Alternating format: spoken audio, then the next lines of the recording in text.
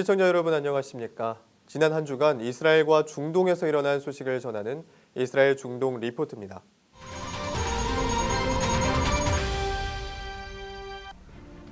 터키에서 또다시 자살 폭탄 테러가 발생했습니다.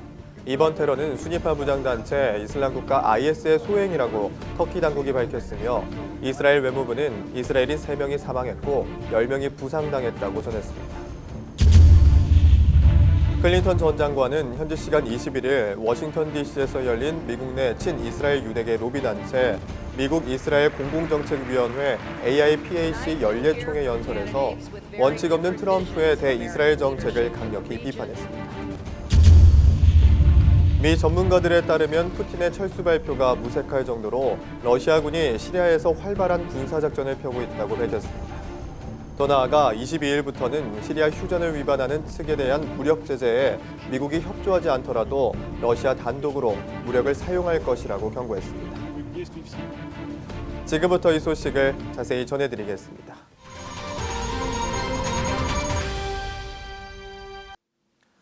첫 소식입니다.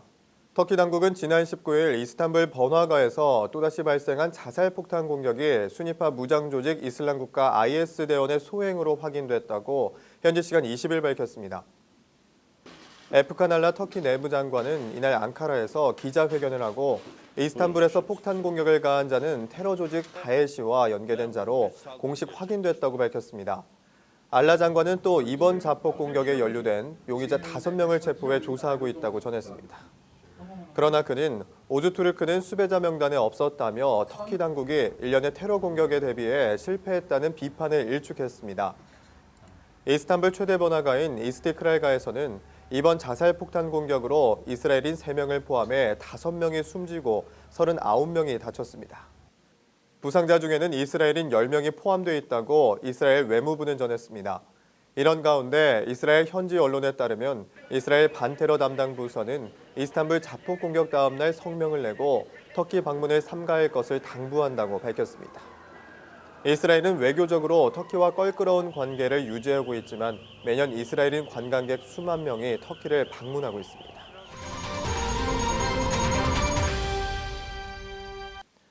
이스라엘에서도 팔레스타인인들의 테러가 지속되고 있습니다. 이스라엘군은 현지 시간 18일 요르단강 서안 지구에서 흉기로 군인을 공격하려던 팔레스타인인 1명이 현장에서 총을 맞고 사살됐다고 밝혔습니다. 이스라엘군은 예루살렘 부근 구스 에치온에서 팔레스타인인이 칼을 휘두르며 공격을 했다고 말했습니다. 이 지역은 최근 팔레스타인인의 이스라엘인에 대한 공격이 빈번한 곳입니다. 한편 전날에는 이스라엘군이 공격을 계획하고 있었던 팔레스타인인 2명을 체포하고 칼을 압수했다고 현지 소식통이 전했습니다.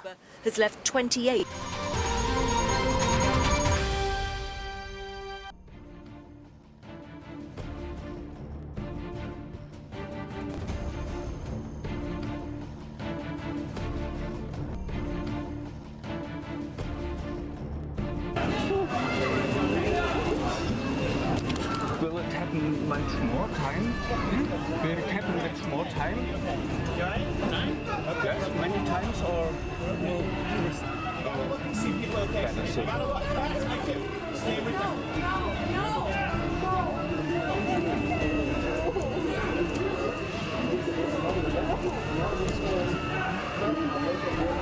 Where the fuck is soldier?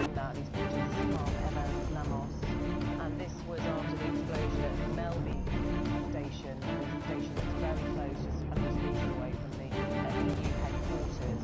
This was at peak hour, rush hour, 8 o'clock in the morning, shortly afterwards in Brussels.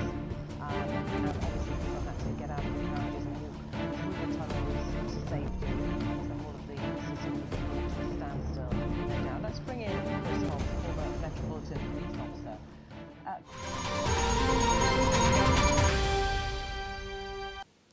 이슬람과 유대교의 공동성지이자 이스라엘 팔레스타인 분쟁지인 예루살렘의 아라크사 사원에 감시 카메라가 설치될 예정이라고 이스라엘 일간 하레츠와 AFP 통신이 요르단 정부 발표를 인용해 21일 보도했습니다.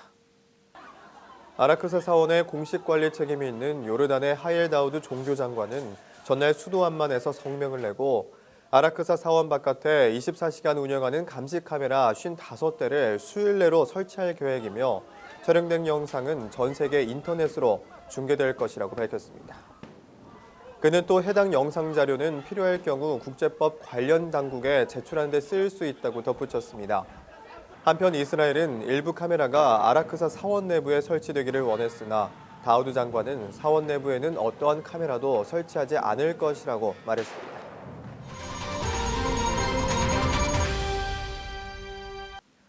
미국 민주당의 유력 대선 주자인 힐러리 클린턴 전 국무장관이 현지 시간 21일 공화당 선두주자인 도널드 트럼프를 향해 직격탄을 날렸습니다.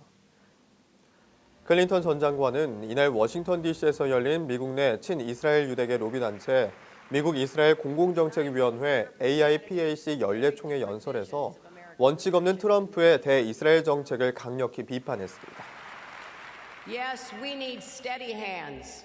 Not a president who says he's neutral on Monday, pro-Israel on Tuesday, and who knows what on Wednesday because everything's negotiable. Well, my friends, Israel's security is non-negotiable. 또 미국과 이스라엘 양국은 공통의 적에 맞서 싸우는 동시에 공통의 가치를 수호하기 위해 역대 어느 때보다 가깝고 강하며 단호한 관계를 맺어야 한다고 역설했습니다. 아울러 대통령이 되면 가장 먼저 이스라엘 총리를 백악관으로 초청할 것이라고도 밝혔습니다.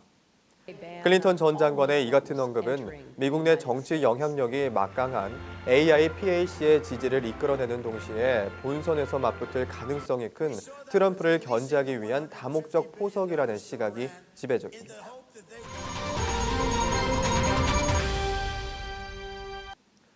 이스라엘의 주이시 에이전시에 따르면 예멘에 남아있는 유대인 중에 일부를 비밀리에 이스라엘로 이주했다고 현지 시간 21일 밝혔습니다. 유대인의 이스라엘 이민을 담당하는 주이시 에이전시에 따르면 지난 며칠 동안 예멘에 살고 있는 유대인 19명이 이스라엘에 도착했다고 말했습니다. 한편 예멘에 남은 유대인 50명은 현지에 남길 원해 이스라엘로 이주하지 않았습니다.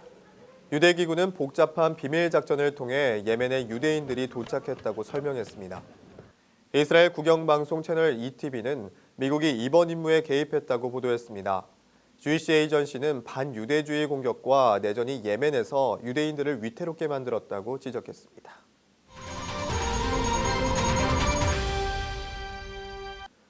시리아 북부의 쿠르드족이 현지 시간 17일 연방제 자치정부 설립을 선포하면서 유엔의 중재로 시작된 시리아 평화협상의 또 다른 쟁점으로 부상했습니다. 아랍권 위성방송 알자지라와 AP, AFP 통신 등에 따르면 쿠르드계, 아랍계, 아시리아계 등 분파의 대표 150명이 전날부터 시리아 북동부 하사카주 르메일란에서 회의를 열고 이날 연방제 자치정부 추진에 관해 합의했습니다. 이번 합의는 지난 14일 스위스 제네바에서 개막한 시리아 정부와 반군 대표 간 내전 종식을 위한 평화협상이 사흘째를 맞은 가운데 나와 이 협상의 새로운 쟁점으로 떠오르게 되었습니다.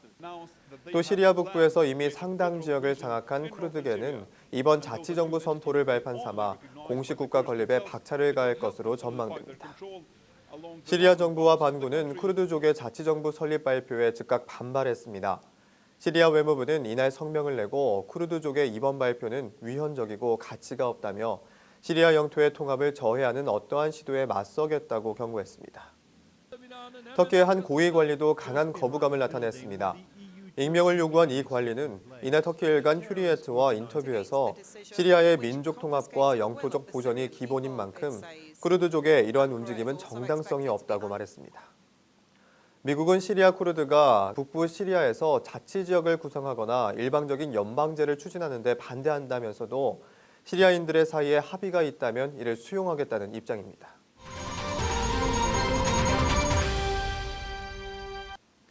러시아가 22일부터 시리아 휴전을 위반하는 측에 대한 무력 제재에 미국이 협조하지 않더라도 러시아 단독으로 무력을 사용할 것이라고 경고했습니다. 러시아 합참본부의 세르게이 루드스코이 중장은 21일 발표한 성명에서 미국이 지난주 러시아와 가진 회담에서 공동 대응에 협조할 것을 거부한다면서 이같이 밝혔습니다. 블라디미르 푸틴 러시아 대통령은 지난 15일부터 시리아에 파견된 러시아 전투기 일부를 러시아로 철수시켰습니다. 그러나 미국 전문기관에 따르면 러시아군은 여전히 시리아 정부군 지원 활동을 적극적으로 수행하고 있다고 현지 시간 20일 밝혔습니다. 전문가들은 16일 러시아 국영 TV 방송에 철수 보도 관련 영상 등을 분석해 약 절반의 시리아 주둔 전력이 철수했을 것으로 분석했습니다. 러시아는 대신 최근 며칠 동안 공격용 헬기 밀-28, 카모프 52 등을 흐메이민 기지에 새로 배치했으며 이 헬기들은 기지 방어 임무 외에 구조 수색, 지상군 지원 등의 임무를 수행할 수 있다고 스트랫폰은 설명했습니다. 그러면서 러시아 공군이 최근 시리아 중부 도시 팔미라 탈환 작전을 벌이는 정부군을 적극 지원하고 있다고 밝혔습니다.